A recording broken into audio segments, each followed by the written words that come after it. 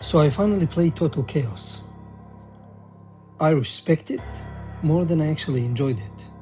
It's ambitious, but it's also kind of a mess.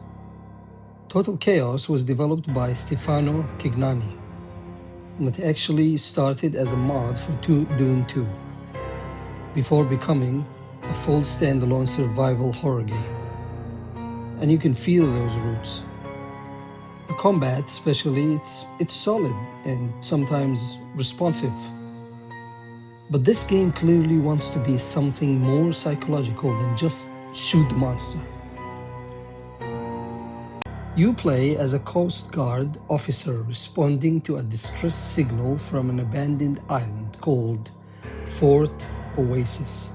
A storm wrecks your boat, you wake up stranded, and from the first hour something feels off.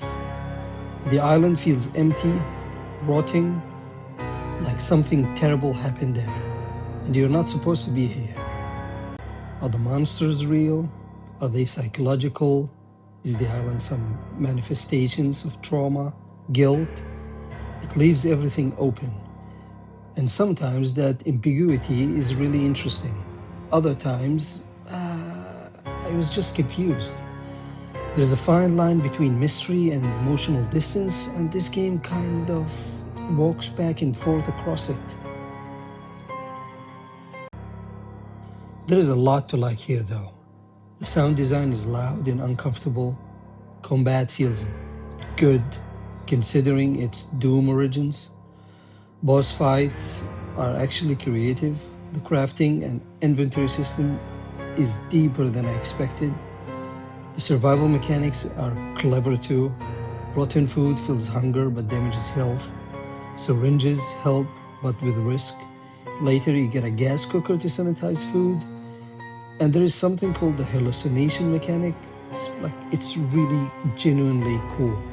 You take prescription pills to reduce hallucinations, and hallucination can actually alter the environment and open new paths. That's creative, and it's really memorable for me now. Some parts even reminded me of Stalker, that oppressive scavenging atmosphere. And knowing most of this was made by one developer, it's really impressive. But sometimes the horror doesn't feel earned. Each chapter almost feels disconnected, like separate horror stories stitched together. New area, new monster. And I kept asking, who are they? Who are these things? Some enemies feel strange, and I've seen them before. Like they could belong to another game entirely. And then there are moments that just feel cheap. You clear an area completely. You're sure it's safe. You pick up an item, boom, there's a monster spawns behind you. This just feels sometimes really cheap in the game, and it happens a lot. There's one section that almost made me quit. You have to carry a fuse back and forth while alarms summon the monster. Multiple trips.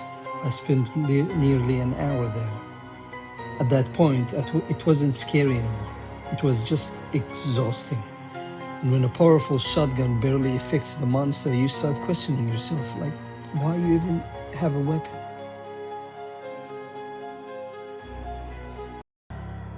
Now, around chapter 5 though, something shifts. Like the atmosphere becomes more cohesive, the story thread starts connecting. Not like the first chapters. It finally feels intentional instead of scattered. There are genuinely great horror moments in this game, like walking down a pitch dark corridor using a lighter, and every time you pass a ventilation fan it blows out.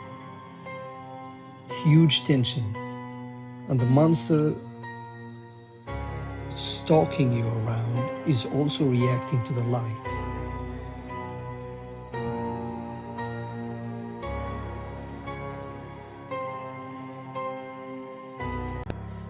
The music, composed by Akira Yamaoka, the Silent Hill guy. And honestly, the soundtrack might be one of the strongest parts in this game. By chapter 7, the game starts explaining more. maybe too much. It begins to drag. This could have been a tight 6-chapter experience. The final chapter is strong though. It fully commits to the nightmare tone. Overall, Total Chaos is ambitious, creative. Some ideas are really brilliant. Other feels padded or artificially difficult. For me, it's a 7 out of 10. I respect it more than I loved it. And honestly, I'd replay Amnesia the Bunker before I replay this.